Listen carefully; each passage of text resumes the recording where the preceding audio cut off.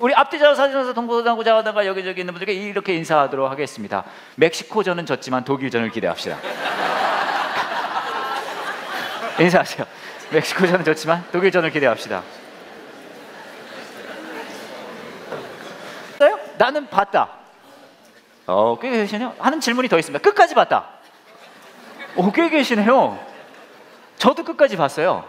저도 끝까지 봤는데 사실 보니까 일부 예배 오신 분들은 거의 손 안 드셨거든요. 그걸 보고 일부에 오기는 힘들어요.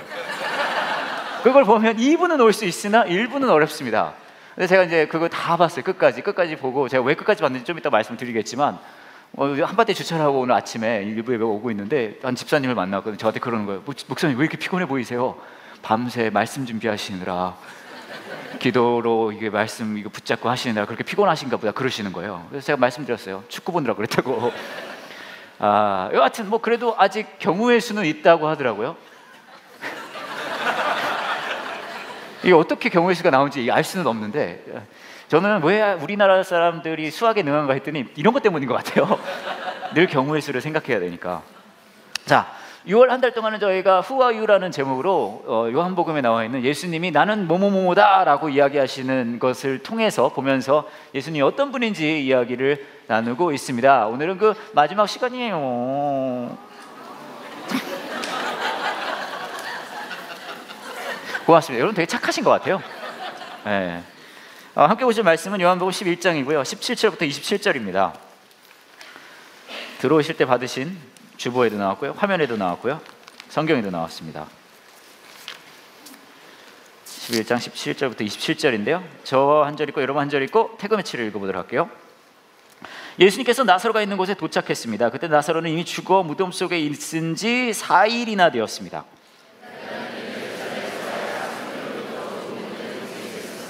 많은 유대인이 오빠를 잃은 마르다와 마리아를 위로하러 두 자매에게 왔습니다.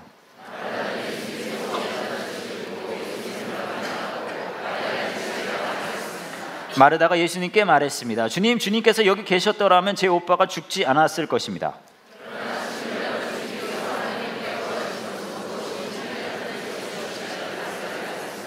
예수님께서 말씀하셨습니다. 네 오빠가 다시 살아날 것이다.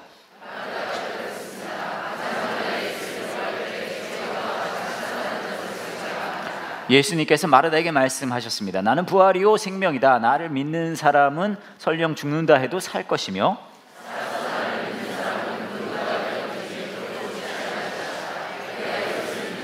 Everybody 마르다가 대답했습니다. 네 주님, 저는 주님께서 그리스도이시며 세상에 오시기로 한 하나님의 아들이심을 믿습니다.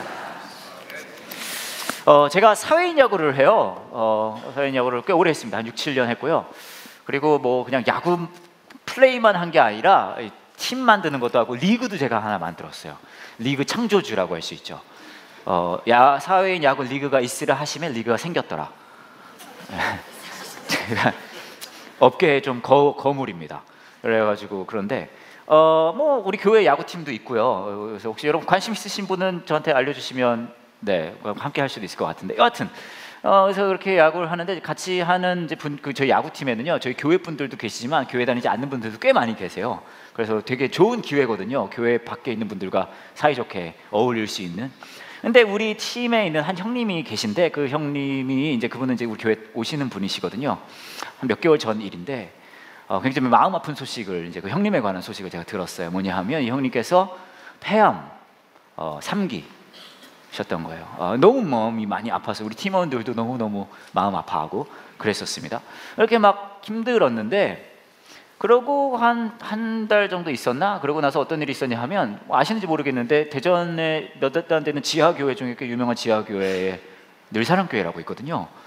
혹시 아세요? 네, 약간 카타콤 같은 교회가 하나 있거든요. 네, 거기 가서 얘기하시면 안 돼요. 제가 이렇게 얘기했다고.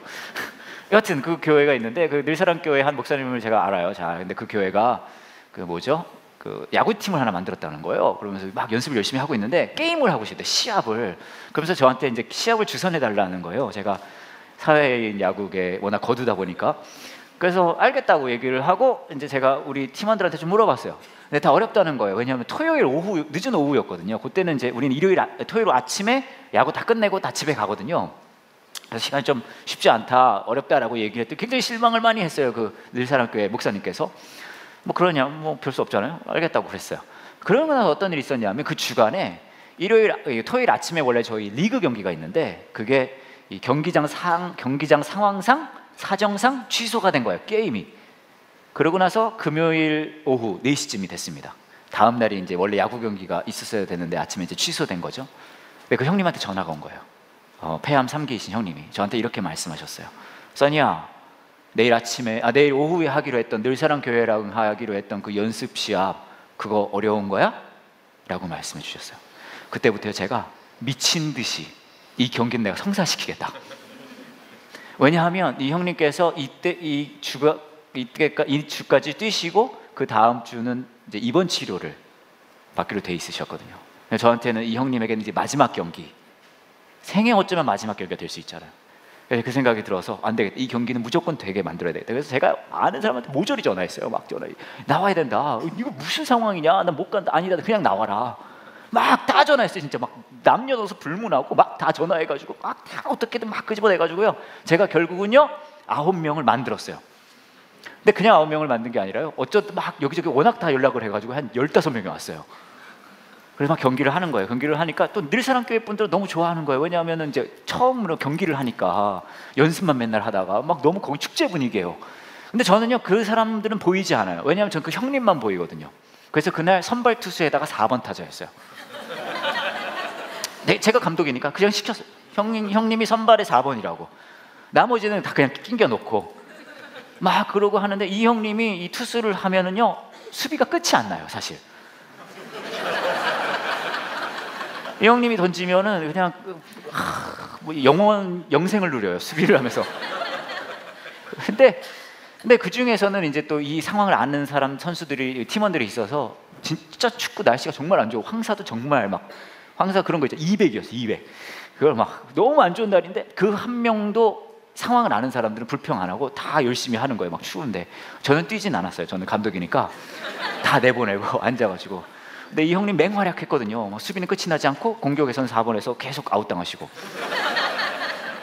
진짜 막 그렇게 하고, 또 제가 뭐 했냐면 팀원들이 이 형님 응원을 해드려야 되겠다 그래서 각자 사는 곳에서 야구공을 들고 그게 메시지를 써가지고 사진을 찍어서 저희가 이제 응원 메시지를 담은 이제 사진도 하나 만들어야 돼, 이런 거였어요. 이 형님 별명이 병간호인데 범간호에서 나온 거거든요. 병간호의 쾌유를 우리 스피릿이 저희 팀 이름입니다. 스피릿 모두가 응원합니다. 이렇게 해서 저희가 이제 액자로 만들어서 이제 만들어 드리기도 했어요. 정말 감동적이었어요. 이 형님한테는 마지막 경기이니까. 그래서 제가 막 솔직히 9명이 안 되면은 제가 막 아무나 다 데리고 오려고 그랬거든요. 저희 와이프도 갖다 세워놓고. 여러분에게도 연락 다 드리려고 했어요. 제가 어떻게 해서든 이 경기는 해야 되니까. 그렇게 해서 이제 멋진 경기가 되고 너무 춥기는 했지만 캐고 막 우리 막 형님 힘내세요 막 그러고 이러고 다 했어요. 근데 이 형님이요, 원래는 이 경기가 끝나고 입원 치료 받으셔야 되는데 통원 치료로 바꾸셨대요. 그래서 그 다음 주에 야구 나오셨어요. 그 다음 주에 또 오시고 매주 출석을 하고 계세요. 근데 이제 여러분 나시면 뭐 제가 병간호라고 말씀드렸으니까 좀 기도해 주시면 좋을 것 같아요. 지금 씩씩하게 이 암과 싸우고 계시거든요. 근데 제가 이 이야기를 드린 이유는 뭐냐 하면, 우리 삶을 살다 보면 이렇게 간절해지는 순간이 있잖아요. 뭔가 되게 간절하고 이것만은 꼭 이루어졌으면 좋겠다 하는 순간이 우리 삶에 굉장히 많이 찾아와요. 이런 뭐 건강의 문제뿐만 아니라 그게 뭐 재정적인 문제가 되든 관계 문제가 되든 우리 삶에 막 살다 보면 이것만은 좀 됐으면 좋겠는데 라는 일들이 굉장히 많이 찾아온다는 거예요. 저도 좀 그랬거든요. 저는 사실 그렇게 착한 편은 아닌데도 불구하고, 착하죠? 착한 편은 그냥 하는 얘기예요. 착한 편은 아닌데도 불구하고 어떻게든 이 형님에게 위로가 되기 위해서 막 착같이 이걸 하려고 했던 이유가 간절했거든요. 근데 이런 순간들이 여러분의 삶에도 오고 저에게도 온단 말이죠. 오늘 저와 여러분이 같이 볼 예수님이 나는 뭐뭐다 라고 하는 내용은 나는 부활이고 생명이다 라는 이야기예요. 듣기만 하면 정말 멋지지 않습니까? 우리 예수님 무슨 대사를 날리든 정말 멋진 대사만 날리시는 거예요. 나는 부활이요 생명이다 다 끝내주잖아요. 근데 과연 이게 어떤 맥락이었을까? 보면은 사실 이 이야기가 나온 스토리가 있어요. 그 배경이 되는 스토리는 저와 여러분이 굉장히 잘 아는 이야기입니다. 교회를 어느 정도 다니셨다면 다 들어본 이야기. 뭐냐면 나사로를 다시 살리신 이야기인데, 사실 그 전의 이야기를 좀 하려고 그래요. 예수님이 이제 나사로가 아프다는 얘기를 듣고 좀 갔는데 이제 가가지고 갔는데 나사로가 죽었어요. 그러니까 이제 마르다를 만났습니다. 그러니까 마르다가 뭐라고 얘기하면 이렇게 얘기하는 거예요. 아니 예수님 조금만 더 일찍 오셨다면 우리 오빠가 살 수 있었는데요. 제가 오늘 이야기하고 싶은 건 사실 이 이야기예요. 뭐냐 하면요, 마르다는요 알고 있었어요. 예수님이 제 시간에만 왔었으면 오빠가 살 수 있었다는 것을. 무슨 말이냐 하면 마르다는 계획하고 있었어요. 예수님이 요 시간대만 오면 이건 된다. 근데 문제는 뭔지 아십니까? 예수님이 그 시간대 오지 않으셨어요. 더 나쁜 건 뭔지 아세요? 예수님이요 일부러 안 왔어요. 요한복음 11장을 보면 이 초반에 이런 얘기 나와요.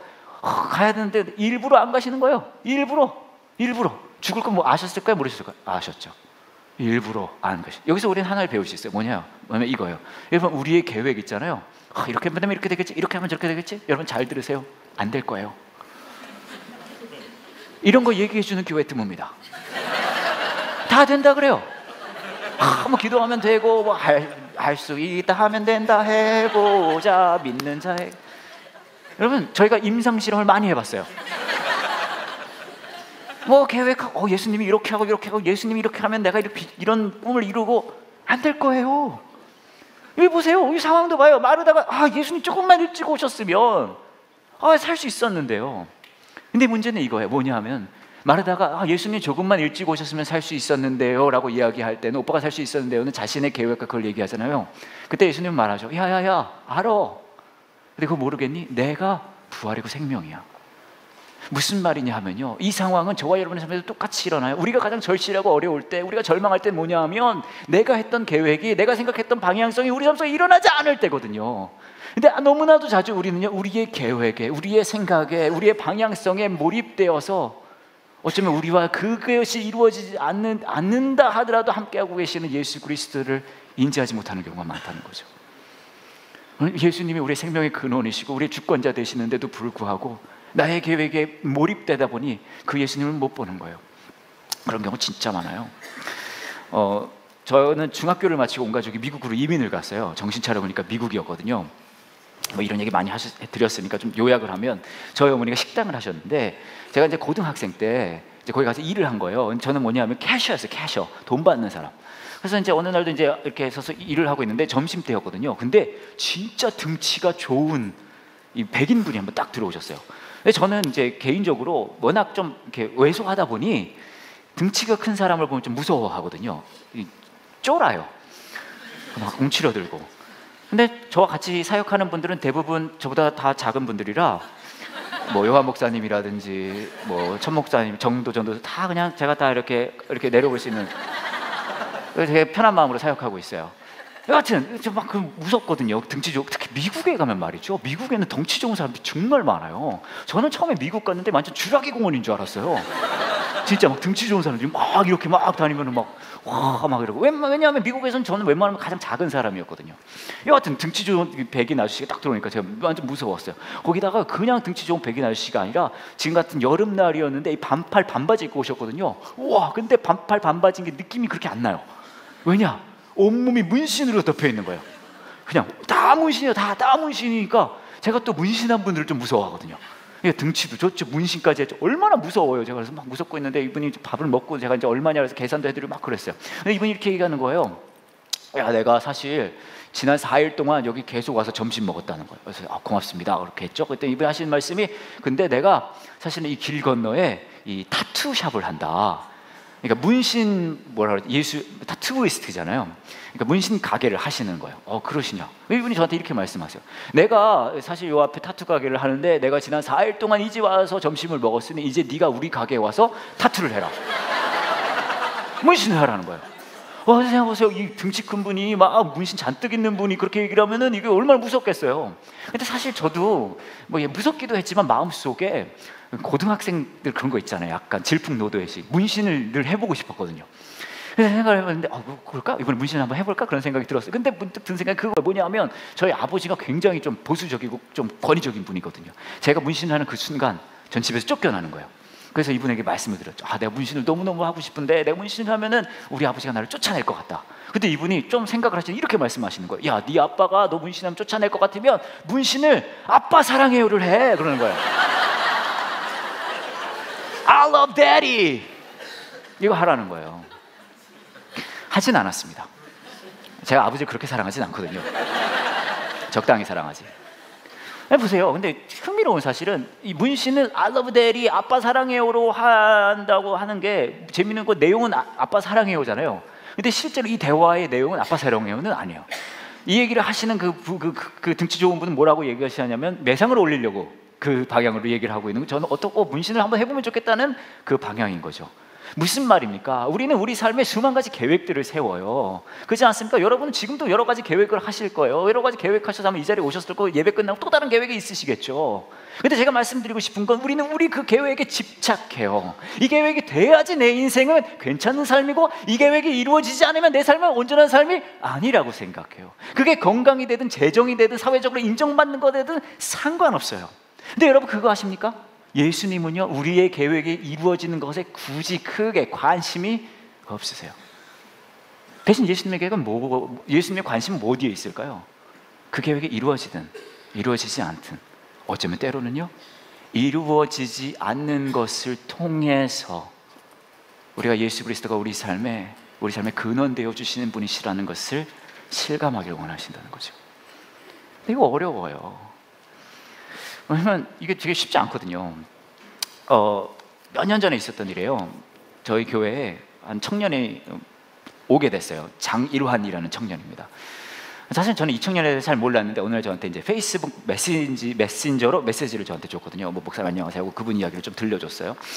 그런데 어떤 내용이냐 하면, 이 장일환 청년은 다른 교회를 좀 다니다가 조금 어떻게 일이 생겨서 이제 교회를 옮기게 됐는데 우리 교회로 오시게 된 거예요. 왜 왔냐? 여자친구가 있었대요. 근데 여자친구가 교회를 다니는 친구가 아니었어요. 그래서 이제 여자친구랑 같이 다닐 수 있는 교회를 찾다가 함께하는 교회가 그 적격이다. 그래서 이제 오게 된 거예요. 와서 막 얘기를 하는 거, 목사님 저희 여자친구랑 같이 왔는데 여자친구가 교회를 너무 좋아해요. 특별히 선임 목사님을 너무 좋아해요. 누가 안 그러겠어요? 네? 누가 안 그래요? 죄송합니다. 저 어차피 다음 주에 없어요 여기. 누가 안 그러겠어요? 뭐 그런 얘기 하는 거, 좋아요, 환영해요, 막 다 했어요. 그러다가 이제 결혼을 하게 되고 아이도 낳고, 그 아이는 이제 우리 교회에서 헌화식도 했어요. 행복하게 잘 다니고 있었어요. 그러다가 이제 무슨 일이 있었냐면, 어느 날인가 굉장히 밤 늦은 시간에, 거의 한 밤 11시쯤 됐던 것 같아요. 이런 형제가 저한테 이제 카톡을 보낸 거예요. 이런 내용이었어요. 목사님, 저 정말 많이 힘들어요. 회사가 어려워지고 있어요. 이제 회복하기 어려운 만큼 멀리 와버린 것 같아요. 회사 대표님과 함께 일한 지 12년 정도 됐는데, 이 회사 대표님이 일환 형제랑 나이 차이가 그렇게 크게 나는 대표님은 아니야. 서너 살 나는 것 같아요. 12년 동안 같이 일한 거죠. 그동안 고비고비 잘 이겨냈고 잘 성장해 오다가 3년 전 여러 가지 진행된 사업들이 점점 힘들어지더니 큰 빚과 함께 회사가 문을 닫을 지경까지 왔네요. 그동안 많은 기도를 해왔습니다. 하지만 회복되기보단 자꾸 거꾸로 가고 있습니다. 저는 이 얘기까지는 듣고서는 회사의 회복을 위해서 기도해달라는 걸 부탁하시나 보다라고 생각했어요. 근데 그거가 아니었어요. 이렇게 얘기하더라고요. 이제는 우리 대표님이 예수님을 만나 변화되어야만 살 수 있을 것 같아요. 그래서 계속 전도를 하고 있지만 너무 거부를 하시니 힘드네요. 회사 전반적인 업무를 담당하는 저는 회사 사정을 하니까 손에 일이 잡히지도 않고 가슴 답답하고 더 지칩니다. 하나님께서 근심 걱정 다 버리라고 하셨지만 그게 쉽지 않아요. 이겨내고 싶습니다. 많은 기도 부탁드리겠습니다. 이런 메시지였어요. 그래서 이제 회사가 어려운 것도 어려운 거지만 같이 12년을 일해온 그 대표님이 진짜 예수님 만났으면 좋겠다라는 마음으로 저한테 기도 부탁을 하신 거죠. 근데 저도 이제 알겠습니다, 제가 기도하겠습니다 하고 기도를 해드렸지만, 저도 굉장히 현실적인 걸 좋아하는 사람이라 어떻게 하면은 이 대표님이 예수를 믿을 수 있을까, 제가 막 계획을 세우기 시작하는 거예요. 근데 답이 안 나와요. 왜냐하면 제가 이분 회사에 가가지고 막 전도할 수 없잖아요. 갑자기 그렇게 갑자기 나타나가지고 막 예수 믿을지어다 이렇게 할 수는 없잖아요. 그렇지 않습니까? 막 갑자기 나타나가지고 입구를 지키고 있다가 나타나면 막 사형리를 설명해주고 이럴 수는 없잖아요. 아무리 생각을 해도 이게 될 방법이 떠오르지가 않는 거예요. 그냥 기도밖에 할 수 없어요. 그래서 그냥 기도만 해드리고 그랬어요. 더 안타까워하고. 근데 그러고 한 두세 달 있다가 이 대표님은요, 절 다니시고 점집 같은 거 좋아하는 그런 분이셨어요. 두세 달 있다가 어떤 일이 벌어졌냐면, 이 대표님의 아버님이 몸이 많이 안 좋으신 거예요. 위독하신 거예요. 그리고 막 병원에 막 계시고 막 어려운 일들이 많았어요. 그러니까 일환 형제가 이 대표님한테 뭐라고 얘기하냐면, 우리 교회 목사님들이 와서 한번 기도해 드리라고 해볼까요? 그런 거예요. 그러니까 대표님이 왜? 그랬더니 일환 형제가 이 대표님이 그랬다네. 그분들 용해? 그랬다는 거예요. 그분들 두 드래곤 해? 그러죠. 용해? 그래서 이런 형제 용하시다고. 그래서 목사님들이 갔어요. 기도해드리고. 근데 상황이 점점 안 좋아졌어요. 근데 마지막 순간에 저희가 이제 영적 기도도 좀 해드리고 막 그렇게 했어요. 그러면서 어떤 일이 벌어졌냐 하면 이분이 이제 아버님이 돌아가시기 전에 영적 기도를 했잖아요. 이제 기독교인이 됐다는 거예요. 그래서 장례를 기독교장으로 해야 된다. 그래서 기독교장으로 저희 교회가 진행을 했어요. 그 가정에 아버님 돌아가신 장례를. 그리고 나서 장례가 다 끝나고 나서 이 대표님이 고맙고 미안한 마음이 있었나 봐요. 어머님과 함께, 같이 절을 다니던 어머님과 함께 교회를 나오시기 시작하셨어요. 그리고 그 다음에 침례를 받으셨어요. 그리고 그 다음에 지난 3월이죠. 저희 교회가 20주년이었잖아요. 제가 20주년 때 뭘 하면 좋을까 생각하다가 지난 20년 동안 그 해에 처음 나온 사람들을 한 명씩 골라서 옷을 다 입혀놓자. 몇 년도에 왔는지. 그리고 쫙 세워놓고 찬양팀으로 하면은 재밌겠다라고 생각을 했거든요. 그때 2016년도 대표로 이분이 앞에 서셨어요. 사실은요 2016년도에 오신 분들이 많이 계세요, 우리 교회. 근데 저는 딱 이분을 정해놓고 시작했거든요. 그리고 그날 20주년 되는 날 찬양도 하시고 인터뷰도 하셨어요. 그 인터뷰를 그때 보셨을 수도 있지만 보여드리겠습니다. 보여주세요. 마지막 분 모시겠습니다. 마지막으로 모실 분은 우리 전재환 형제님. 우리 형제님은 사실 하나님으로부터 가장 멀리 있던 형제입니다. 저희 교회 와서 신앙을 가지게 됐고요. 작년에는 침례까지 받으셨어요. 네, 함께하는 교회. 예, 박수 해주세요. 아까 곡 중에 또 솔로도 하셨잖아요, 그죠? 네, 함께하는 교회 어떻게 오시게 됐어요? 네, 저와 어머니는 오래도록 절에 다녔었는데요. 함께하는 교회가 올해로 20주년이 된다면 저에게도 16년 동안 함께 사업을 해온 파트너가 있습니다. 근데 10년이 넘도록 저를 전도했지만 저는 교회에 나오지 않았습니다. 근데 2016년에 재정이 무너지고 사업에 실패를 해서 많이 힘들었는데 그때 저를 잡아주고 이끌어주신 같이 함께 사업하고 있는 장일환 성도님에게 지금도 많이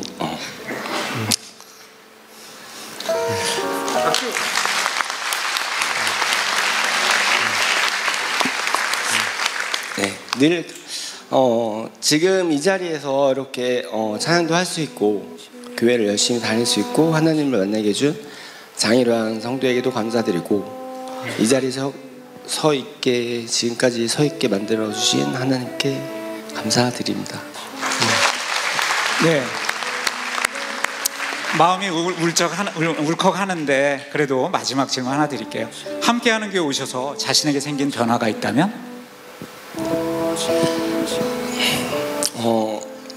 그러니까 지금으로부터 2년 전인 16년 이전에는 일반적인 사람들처럼 상투적이고 세상적으로 살았다면 2년 전인 2016년부터는 조금은 저 자신만을 믿고 너무 거만하지 않게 순종적이면서 신앙적인 제가 되었다는 거에 감사드리고 나의 힘이신 여호와님 내가 주를 사랑하나이다 시편 18장 1절에 있는데 그 뜻을 깊이 새기며 살고 있습니다. 네, 감사합니다. 힘찬 박수 부탁드립니다. 제가 저 장면을 맨 뒤에서 보고 있었어요.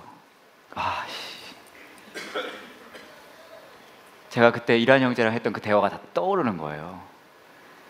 그래서 제가 소리 질렀어요. 주로 소리 지르는 건 저예요. 근데 들어보세요. 그 당시에 저와 이러한 형제는 아무 계획을 세울 수가 없었거든요. 어떻게 이 사람에게 복음을 전할 수 있을까?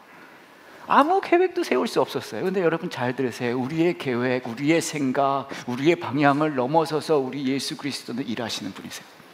여러분이 생각하고 있는 교회, 여러분의 기도 중에도 마르다와 같은 고백이 있을 수 있어요. 아, 예수님 이렇게만 해주셨으면 얼마나 좋았어요. 예수님 이렇게만 해주셨으면 이게 이렇게 되지 않았을 텐데. 분명히 여러분의 삶 속에 그런 기도가 있을 거예요. 안 될 거예요. 그래도 괜찮아요. 예수님께서는 그것을 넘어서서 우리 삶 속에 일하시는 분이시니까요. 마르다는 말해요. 좀 더 일찍 오셨으면 안 돼요. 예수님은 말씀하세요. 알아, 내가 늦은 거. 하지만 그거 아니? 내가 생명의 근원이야. 내가 부활이고 생명이야. 내가 지금 네 옆에 있다는 걸 왜 너는 그걸 보지 못하니? 어떻게 이 예수 그리스도를 우리가 신뢰할 수 있습니까? 예수님께서 우리 편 되어주신다고 하시거든요. 마르다를 만나고 대화를 이렇게 하고 나잖아요. 그 다음에 마리아를 만나요. 마리아랑 똑같은 대화해요. 말씀 보시면 이렇게 얘기하죠. 마리아가 예수님한테 가서 이렇게 얘기해요. 주님, 똑같은 얘기예요. 주님께서 여기 계셨다면 저희 오빠가 죽지 않았을 것입니다. 근데 여기 마리아가 얘기했을 때 예수님은 다르게 반응하십니다. 예수님께서 마리아와 마리아들을 따라 유대인들이 우는 걸 보시고요, 예수님의 마음은 격한 감정이 들면서 몹시 아프셨어요. 그리고 예수님께서 이렇게 말하죠. 나사를 어디에 두었니? 그들이 말합니다. 와서 보십시오, 주님. 그리고 나서 성경에서 가장 짧지만 어쩌면 우리가 가장 기억해야 할 그 말씀이 등장합니다. 35절이에요. 그러자 예수님께서 눈물을 흘리셨습니다. 왜 우셨을까요? 곧 있으면 나사로 살릴 텐데 왜 예수님은 여기서 울고 계실까요? 곧 살릴 텐데. 저는 예수님이 나사로를 살렸다는 것 자체도 충분히 의미가 있고 중요하지만 예수님께서 우셨다는 게 훨씬 더 의미 있는 것 같아요. 우리의 결과, 우리의 삶에 나타나는 현상, 우린 거기에 집중하지만 예수님은요, 우리의 마음을 아신다고 하세요. 우리의 눈물을 보셨다고 하세요. 우리의 고통과 아픔을 공감하신다고 하세요. 예수님은 우리에게 해결사가 되시기 이전에 우리의 마음을 아는 분, 우리 편이 되어준다고 말씀하세요. 제가 지난 2월에 평창올림픽을 갔었습니다. 혹시 가신 분 계십니까? 평창올림픽? 몇 분 계시네요. 저는 가서 두 종목을 봤어요. 아이스하키와 크로스컨트리 스키. 아이스하키는 다 아실 테니까. 크로스컨트리 스키를 제가 보러 간 이유는 뭐냐 하면요, 티켓이 가장 쌌어요. 가서 하나도 모르고 왔어요. 또 크로스컨트리 스키 중에서도 여성 종목이었거든요. 딱 갔는데 생각보다 재밌더라고요. 저는 생각한 게 에브리바디 딱 출발하고 10km 그 사람들이 스키 타는데 얼마나 지루해요. 가만히 기다리고 있다가 들어오는 거 보는 건가 보다 했는데 훨씬 익사이팅했어요. 제가 보여드릴게요. 이렇게 저희 크로스컨트리 스키장이고, 세 여자분은 제가 같이 사는 분들이고 앞에 앉는 분들 모르는 분들이에요. 근데 뭐냐 하면 90명의 스키 타는 사람들이 30초 간격으로 막 출발을 하는 거예요. 그래서 이제 마지막 사람이 출발할 때가 되면 이미 12명 정도 들어가 있는, 굉장히 익사이팅하는 거예요. 막 가고 막 들어오고 막 난리예요. 너무 재밌게 봤는데 여기서 굉장히 흥미로운 걸 하나 봤어요. 뭐냐 하면 갔더니 어떤 특정 국기가 정말 많이 있는 거예요. 그 나라 분들이 국기 엄청 많이 봤거든요. 그래서 왜 이렇게 많이 왔지? 이 나라 사람들이 왜 이렇게 많이 모였지? 라고 생각했어요. 그 국기가 어떤 국기냐면 제가 신기해서 찍어봤는데 이 국기였어요. 이게 어느 나라 국기인지 아십니까? 다 아세요? 몰라야지 이게 되는 건데. 아니, 이 국기 진짜 많아요. 여기도 있고 저 뒤에도 보이시죠? 여기도 있고 막 되게 많아요. 이 나라에서 오신 분들이. 저는 그래서 크로스컨트리 스키를 이 나라가 정말 잘하는 줄 알았는데 이 나라가 어느 나라냐면 몽고예요. 여러분, 몽고가 크로스컨트리 스키 한다는 거 들어보셨어요? 크로스컨트리 승마가 아니에요. 저는 그래서 몽고 선수 중에 크로스컨트리 스키 진짜 잘하는 선수가 있나 보다, 그래서 이렇게 다 와서 응원하나 보다라고 생각했거든요. 그래서 제가 나중에 이제 확인해 봤더니 몽고 선수가 몇 등을 했냐면 총 90명 중에 82등을 했어요. 그때 깨달았어요. 아하, 여러분 잘 들으세요. 응원은 못할 때 하는 거예요. 응원은 못할 때 하는 겁니다. 여러분, 어젯밤에 끝까지 보시지 않은 분들 왜 안 봤어요? 응원한다며요? 질 줄 알았다고요? 질 줄 알면서도 보는 게 응원이에요, 여러분. 제가 오늘 이 얘기를 해야 되는 걸 알기 때문에 저는 끝까지 봤어요. 진짜 화나는 게, 저는 진짜 끝까지 봤거든요. 끝까지 다 보다가 이제 끝이 나나 보다 하고 좀 정리하고 버릴 거 과자 먹으면서 봤거든요. 과자 봉지 버리러 딱 갔는데 함성 소리가 와 하는 거예요. 그랬더니 저 큰아이랑 둘이 봤거든요. 저희 둘째 아이랑 와이프는 자고 있고, 저희 큰아이가 그러는 거예요. 축구에서 골 넣는 걸 처음 봤다고. 근데 여러분 응원은 못할 때 하는 거 아니겠습니까? 이길 때 하는 게 뭐 응원이에요? 이기는 거 보러 가는 거지. 못할 때 응원해주고, 못할 때 그래 내가 같이 있어, 못할 때가 네 편이 되어줄 게 진짜 응원이죠. 우리 그거 다 잘 알고 있잖아요. 우리는 하나 팬이니까. 나는 행복합니다. 이씨. 저는 성경의 처음부터 끝까지 하나님께 진짜 하고 싶으신 이야기가 뭘까 이렇게 보면은 이 이야기인 것 같아요. 내가 네 편 돼줄게. 내가 네 편 돼줄게. 예수님께서 나는 생명이고 부활이라고 이야기하시는 것은 내가 정교적으로 블링블링하고 너희들이 거룩하게, 물론 맞을 수 있어요. 하지만 그거 이전에 알아, 너의 삶이 너의 계획대로 이루어지지 않는 것. 알아, 네가 많이 실망하고 절망하고 있는 것. 하지만 나는 그것을 넘어서 일할 거고 내가 네 편이 되어준다는 것은 변하지 않을 거야. 그 사실은 바뀌지 않아요. 제가 몇 개월 전에 있었던 일인데요. 제 마이클 카드라는 가수가 한국에 왔었어요. 저희 교회도 방문했었죠. 제가 그래서 극동방송에서 초청해가지고 제가 통역으로 쫓아다녔었거든요. 그래서 이제 그거 한 사진들을 이제 극동방송이 자기네 페이스북 페이지에 올린 것 같아요. 사람들 좀 보라고. 근데 제가 그 사진을 이제 저한테 방송국 PD가 보내준 거예요. 사실은 제가 뭐 그런 거 간다고 저한테 그렇게 보내주지 않거든요. 왜 이걸 보내주나 딱 봤더니 제가 깜짝 놀랐어요. 왜냐하면 극동방송에서 마이클 카드 이렇게 연주하고 옆에 제가 통역하고 있는 사진을 본인 많은 사람들이 보고 있는 페이스북 페이지에 올리자마자 3분도 안 돼서 어떤 분이 그 밑에다 멘트를 단 거예요. 근데 그분이 누구였냐? 저희 어머니셨어요.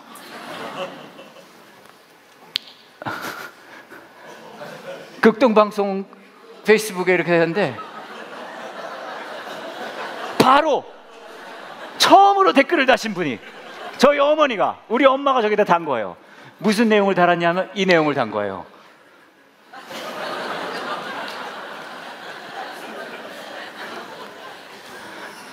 근데 제가 너무 창피했어요. 사람들 다. 그래서 제가 PD님한테 뭐라 그랬냐면, 이거 사진 보내준 분한테 혹시라도 이거 댓글 다신 분이 마이클 카드 어머니라고 생각하진 않겠죠, 사람들이? 좀 그랬으면 좋겠는데 이분이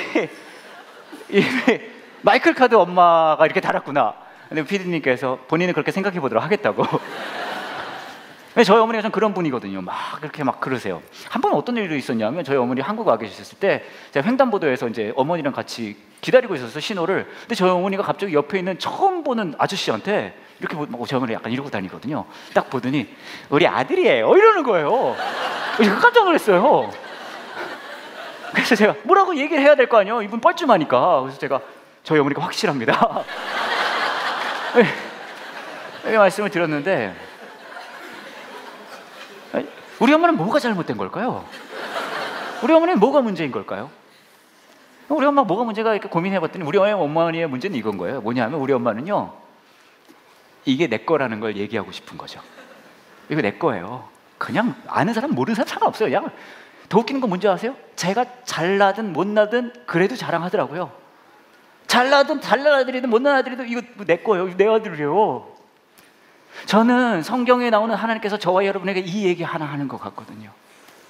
저희가 잘나든 못나든, 야, 이거 너 내 거잖아. 내가 너 하나님이잖아. 네가 내 백성이잖아. 성경의 처음부터 끝까지 하나님께서 반복해서 약속하는 거 이거 하나 있어요. 내가 널 부자 만들어줄게, 내가 널 건강하게 지켜줄게, 아니에요. 이거예요. 나는 너의 하나님이 되고 너는 나의 백성이 될 거야. 슬퍼하는 마르다에게, 슬퍼하는 마리아에게 예수님께서는 그들의 고통을 공감하시고 말씀하시는 거예요. 내가 부활이고 생명이야. 너의 뜻대로, 너의 계획대로 되지 않더라도 그것은 변하지 않아. 물론 나중에 나사로를 살리십니다. 그렇지 않다 하더라도 예수님께서 부활되고 생명되시는 건 변하지 않아요. 마찬가지로 저와 여러분의 삶에도 똑같아요. 여러분의 삶 속에 어쩌면 지금 죽음과 같은 고통과 어려움을 겪고 계신 분들이 계실 수 있으세요. 제가 무슨 말로 그 마음을 위로할 수 있겠습니까? 하지만 이 시간, 지금 이 순간 예수님께서는 여러분의 마음에 그 말씀하실 것 같아요. 네가 내 거고 내가 너의 예수야. 그리고 내가 네 삶의 생명의 근원이고 부활이 될 거야. 나랑 한 걸음 한 걸음 같이 가자. 그 예수님의 부르심에 반응할 수 있는 저와 여러분 되기 원합니다. 같이 기도할게요. 이 시간 함께 같이 기도하실 때 여러분의 마음에 죽음과 같이 여러분의 마음을 짓누르고 있는, 고통을 주고 있는 상황들이 여러분의 삶에 있을 수 있을 것 같아요. 어쩌면 그 누구도 알아주지 못하고 그 누구와도 공감할 수 없는 고통과 아픔, 절망, 삶의 무게가 있을 수 있겠죠. 이제 하나님께 같이 기도하실 때 마르다와 마리아처럼 기도했으면 좋겠어요. 아니 예수님, 조금만 이렇게만 일해 주셨으면 제가 이렇게 힘들지 않았잖아요 라고 그냥 마음 그대로요. 왜 이 모양이 되도록 내버려 두십니까? 왜 나한테 이렇게 하세요? 왜 이런 식으로 일을 하십니까? 그저 정직하게 솔직한 마음으로 기도하시면 좋을 것 같아요. 그렇게 여러분의 마음을 있는 모습 그대로 예수 그리스도 앞에 내어놓으실 때 예수님께서 우리 마음에 말씀하고 계시는 그 음성에 귀 기울이셨으면 좋겠습니다. 내가 너의 마음을 안다. 내가 너의 눈물을 봤어. 그 아픈 만큼 나도 아파. 마리아와 함께 우셨던 그 예수님의 눈물이 저와 여러분을 위해서 지금도 흘리고 계실 거거든요. 그리고 말씀하실 거예요. 너의 흘린 눈물, 너의 아픈 마음, 그걸 넘어서서 내가 네 삶의 생명이 되고 부활이 될 거야. 이 시간에 그 예수님을 다시 의지할 수 있는, 다시 신뢰할 수 있는, 그분과 한 걸음 더 내디딜 수 있는 이 시간 되기 원합니다. 자, 같이 기도할게요. 이 시간 함께 해주셔서